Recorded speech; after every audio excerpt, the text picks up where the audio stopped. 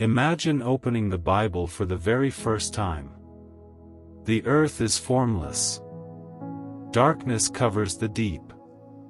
There is no sun, no moon, no stars. And then, God speaks. Let there be light. And suddenly, there is light. But here is the mystery. The sun hasn't been created yet. In fact, according to Genesis, the sun, moon, and stars don't appear until the fourth day of creation. So what was this first light? Where did it come from? And perhaps the even bigger question: why would God create light before creating the sun? The Bible gives us the order of events. But it doesn't give us one simple sentence explaining exactly what that first light was. And that is what makes this passage one of the most fascinating mysteries in the opening chapter of Scripture. Genesis begins with a world that is completely different from the one we know. The opening verses describe the earth as formless and empty, with darkness over the surface of the deep. The Spirit of God is described as hovering over the waters.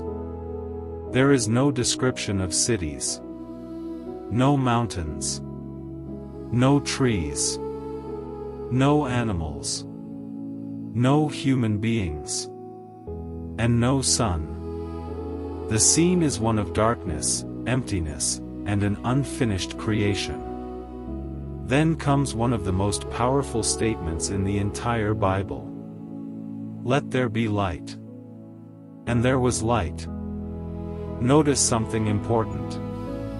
God doesn't need the sun in order to command light into existence. He simply speaks. And light appears. Genesis chapter 1, verses 3 through 5, tells us that God separates the light from the darkness and calls the light day and the darkness night. This is the first great separation described in creation. Light from darkness. Day from night. But the sun is still not there. And that raises the question again.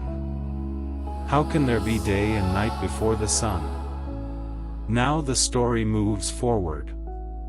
On the fourth day, Genesis says God makes the greater light to govern the day, the lesser light to govern the night, and the stars. We commonly understand these as the sun, moon, and stars. So look at the sequence.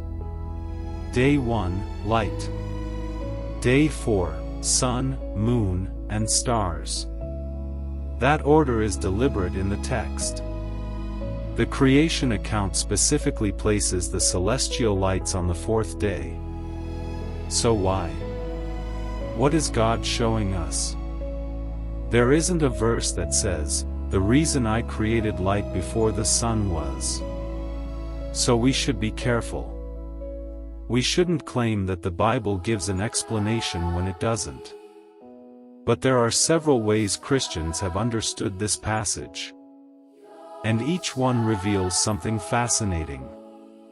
The first possibility is the simplest. The first light could demonstrate that God does not depend on the sun as the ultimate source of light. Before the sun exists, God exists. Before the stars appear, God is already there. Before the created sources of light are appointed, God is already creating by His Word. The sun is part of creation. It is not the creator. The ancient world contained cultures that associated the sun with divine power. But Genesis tells its story differently. The sun isn't God. The moon isn't God. The stars aren't gods. They are created things. God creates them. That means the first light may serve as a powerful reminder. Creation depends on God. God does not depend on creation. There is another important way to understand this passage. Look at what happens immediately after the light appears. God separates the light from the darkness. He establishes a distinction between day and night. The creation story is moving from what is described as formless and empty toward a world that is ordered and prepared. Light becomes part of that ordering. Darkness is no longer simply an overwhelming condition. There is now a distinction. There is rhythm. There is day. There is night. This gives the passage a deeper theme. God brings order where there was disorder. He brings light into darkness. The story is not merely telling us that a light appeared. It is showing us a world being brought into order by the command of God. This is where we need to be especially careful. The Bible does not explicitly tell us exactly what physical mechanism produced the light on the first day. Some interpretations have suggested that this was a temporary or supernatural light. Others understand the passage as describing light without yet identifying its later sources. Still others emphasize the theological message rather than trying to explain the physical mechanism. Scripture itself doesn't settle the scientific question for us. So we shouldn't pretend that it does. The important point is what Genesis clearly tells us. Light exists before the sun is appointed as the greater light governing the day. The created lights of the heavens are introduced later. God's command comes first. Now here's where this mystery becomes even more interesting. The Gospel of John begins with language that deliberately takes us back to creation. John says, "In the beginning was the Word. The Word was with God. And the Word was God." Then John says that through him all things were made. And later, John describes the Word as life and as the light of humanity. So the Bible repeatedly connects light with God's life-giving and revealing work. Light becomes more than something that allows us to see. It becomes a picture of God's presence, truth, life, and revelation. That doesn't mean we should simply say, the first light in Genesis was Jesus, because Genesis chapter 1 does not explicitly identify it that way.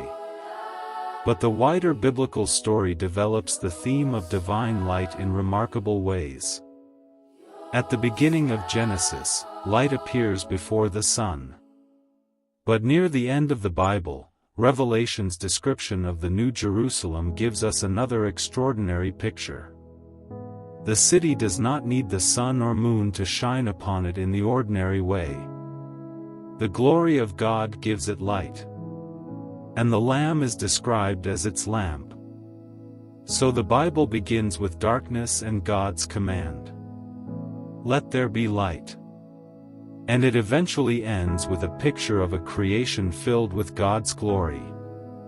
The theme of light stretches across the entire biblical story, from Genesis, to the prophets, to the teachings of Jesus, to the resurrection, and finally to Revelation. So, what is the answer? The Bible does not give us a single explicit explanation. And that means humility matters. But Genesis clearly places the creation of light before the creation of the sun. And there are several truths we can see in that order. First, God existed before creation. Second, God is not dependent on the sun or any created object. Third, God brings light and order into a world described as dark and formless. And fourth, the sun itself is part of creation, not the source of God's authority. Perhaps the most important lesson isn't discovering exactly what physical form that first light took. Perhaps the greater message is understanding who commanded it to appear. The sun doesn't create God. The stars don't create God. The universe doesn't create God. God creates the universe. And before the heavens are filled with lights, God speaks. And there is light. So the next time you look at the sunrise, remember something remarkable. The Bible's creation story doesn't begin with the sun.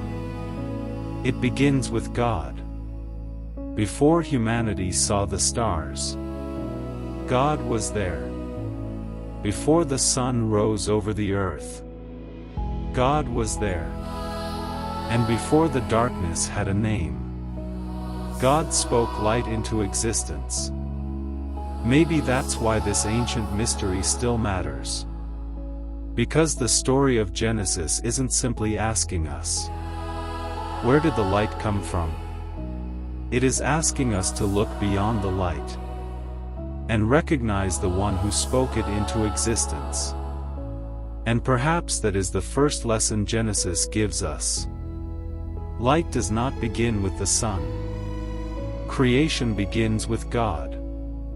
And when God speaks, darkness does not get the final word.